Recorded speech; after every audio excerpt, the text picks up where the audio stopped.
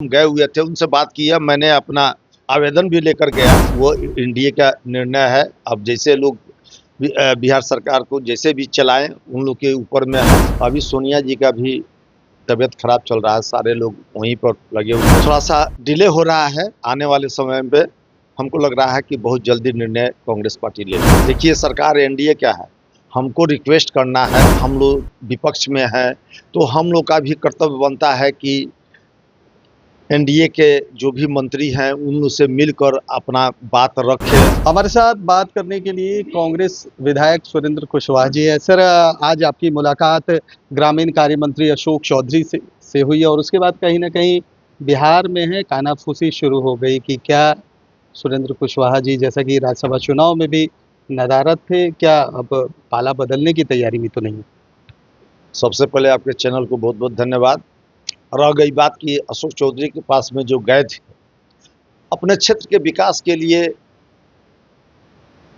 ही गए हुए थे, और कोई उस तरह की कोई बात नहीं है। क्योंकि हम लोग का वाल्मीकि नगर जो क्षेत्र जो है ना, बहुत पिछड़ा हुआ क्षेत्र है। कितना ही अभी काम हुआ है, उसके बावजूद भी हमारा वाल्मीकि नगर बहुत पीछे है, और बहुत तरह के रोड और पुलिया अभी भी बाकी है, जहाँ पर आने बरसात के समय में हमेशा एक दो आदमी का निश्चित है कि डूबकर लोग मर जाते हैं।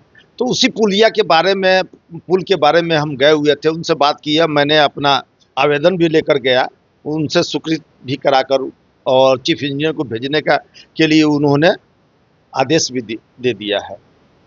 चर्चाएं तेज लेकिन है कि जिस तरह से आप अनुपस्थित थे, हालांकि आपने सफाई ज़रूर दी, कहा कि कैंडिडेट जो है मन मुताबिक नहीं होने के कारण आप लोगों ने वोट नहीं दिया।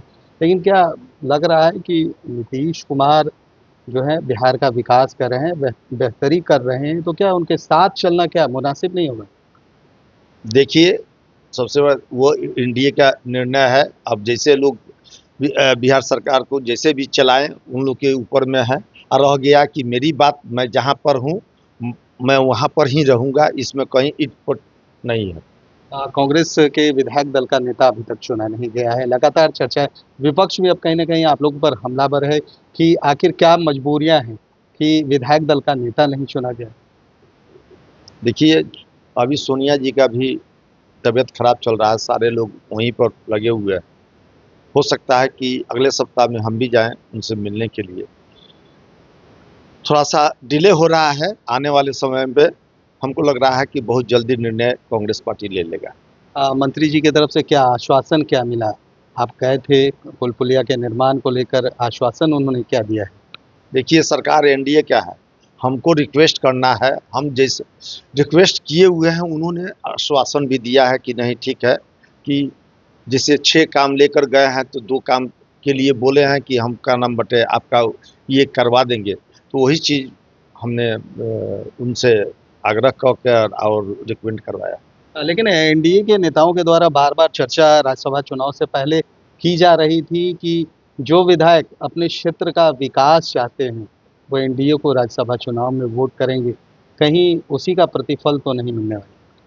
देखिए, जनता आज के डेट में सभी अपने क्षेत्र में विकास का ही नाम ले रही है कि भाई कि हम जिस उम्मीदवार को चुने हुए हैं, हमारे हमारे क्षेत्र में विकास करे।